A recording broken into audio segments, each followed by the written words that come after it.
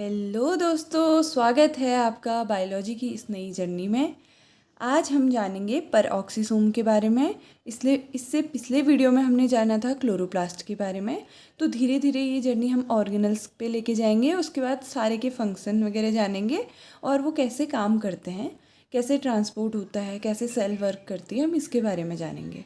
और इससे पहले मैंने शॉर्ट्स भी डाले हैं जो कि 1-1 मिनट के होंगे, जिसमें हम जितने भी ऑर्गेनल्स पढ़े हैं उसके बारे में क्विक रिवीजन हो जाएगा। तो आज स्टार्ट करते हैं पेरोक्सीसोम के बारे में। जैसे लाइसोसोम एक सिंगल मेम्ब्रेन बाउंड ऑर्गेनल है, वैसे ही पेरोक्सीसोम भी एक single lipid bilayer membrane bound organelle है।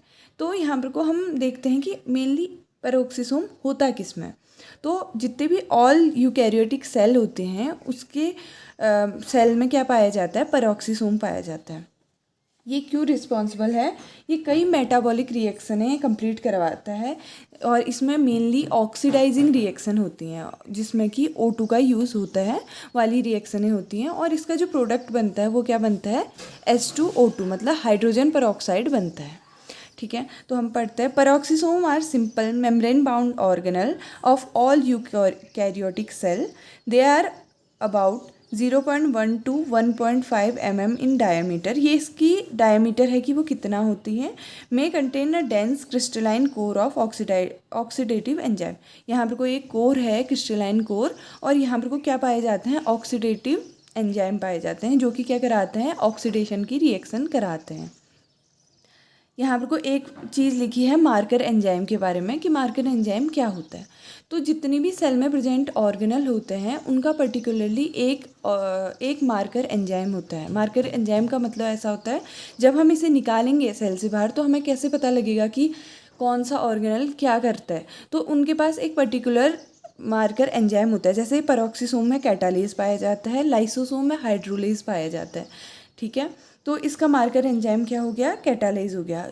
अगर हम किसी सेल से पेरोक्सीसोम निकालते हैं तो पेरोक्सीसोम जब हम निकालेंगे तो उसमें क्या पाया जाएगा, कैटालेज एंजाइम पाया जाएगा, जो कि क्या रिएक्शन कराता है, H2O2 हाइड्रोजन पेरोक्साइड को कन्वर्ट करेगा H2O में। ये हमारे लिए एक क्या है, हार्मफुल सब्सटेंस होता है। ठीक है, आगे हम देखेंगे इन एंजाइम लूसीफरेज। ये एक एंजाइम है which generate the light emitting by fire fleas. जो हमने देखी होंगी, हम जुगनू की बात करते हैं तो जुगनू में जो हमारे वो पाए जाते हैं, लाइट पाया जाता है, वो किसकी वजह से पाया जाता है, तो उसमें जो पेरोक्सीसोम प्रेजेंट होता है उसमें लूसीफरेज नाम का एक एंजाइम पाया जाता है, जो कि किसके लिए रिस्पॉन्सिबल होता है, लाइट इमिटिंग के लिए, लाइट दिखाता है।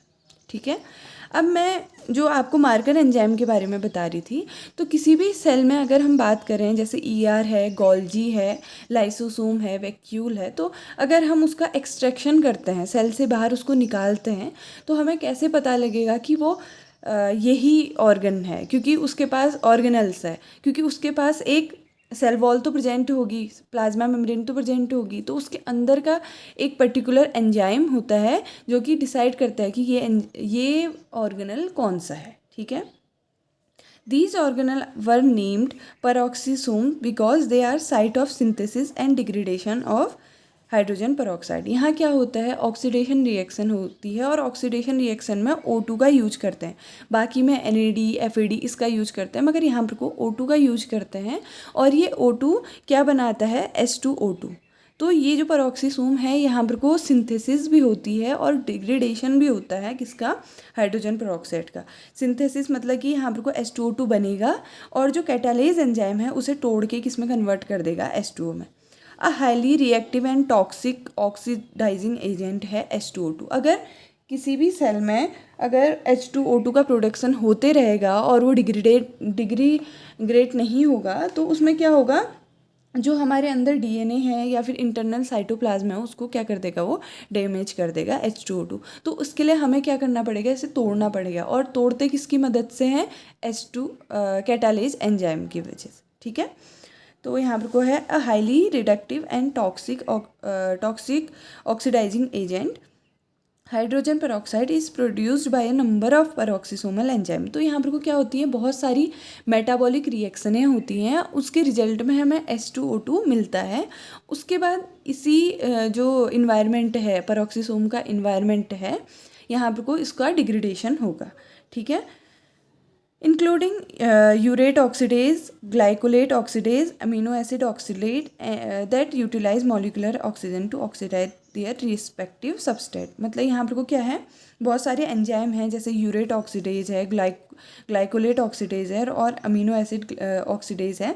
ये एंजाइम क्या करते हैं, H2O2 का सिंथेसिस करते हैं और क्या बनाते हैं, ऑक्सीडेशन करके H2O2 बनाते हैं। ठीक है, द H2O2 इज़, एक सेकेंड, हाँ, the H2O2 generate in these reaction is rapidly broke down by enzyme catalase. यहाँ पर को एंजाइम कैटालिज का बहुत ज़्यादा रोल होता है और which is present in high concentration in these cell. मतलब कि पेरोक्सीसोम में सबसे ज़्यादा जो अमाउंट में प्रेजेंट होगा वो कैटालिज एंजाइम प्रेजेंट होगा, क्योंकि वो ऐसे तोड़ देगा, H2O2 की किस में कन्वर्ट कर देगा, H2O में कन्वर्ट कर देगा। अब हम इसके फंक्शन के बारे में जानेंगे कि इसका मेनली फंक्शन क्या होता है। जैसे वैक्यूल और लाइसोसोम मल्टी फंक्शनल ऑर्गेनल हैं, मतलब बहुत सारे काम एक साथ करते हैं, वैसे ही जो पेरोक्सीसोम होता है बहुत सारे काम करता है, मतलब 50 से ज़्यादा इसमें एंजाइम पाए जाते हैं जो अलग अलग कामों के लिए रिस्पॉन्सिबल होते हैं। तो इसमें दो बहुत इंपॉर्टेंट है, एक तो है oxidation, beta oxidation of very long chain fatty acid, और दूसरा है सिंथेसिस ऑफ प्लाज्मोलोजन। प्लाज्मेलोजेंस होते हैं लिपिड जो कि पाए जाते हैं माइलिन शीथ, न्यूरॉन में जो माइलिन शीथ होती है उसमें प्लाज्मेलोजेन पाए जाते हैं। तो जो मैमल्स होते हैं उसमें तो बीटा ऑक्सीडेशन कराती है पेरोक्सीसोम, जबकि प्लांट में बीटा ऑक्सीडेशन की एक ही साइट होती है जिसे हम क्या बोलेंगे, पेरोक्सीसोम बोलेंगे। और प्लाज्मेलोजेन में लिपिड की जब हम बात करते हैं तो ये ईथर बाउंडेड लिपिड पाया जाता है। तो ये कुछ जानकारी थी हमारी पेरोक्सीसोम के बारे में। बहुत छोटा माइक्रो बॉडी, छोटा ऑर्गेनल्स है जिसके बारे में हमने पढ़ा, और इसका मार्कर एंजाइम बहुत ज़्यादा पूछा जाता है। नेट के एग्ज़ाम में भी एक बार मार्कर एंजाइम के बारे में पूछा गया था कि इसका मार्कर एंजाइम क्या होता है।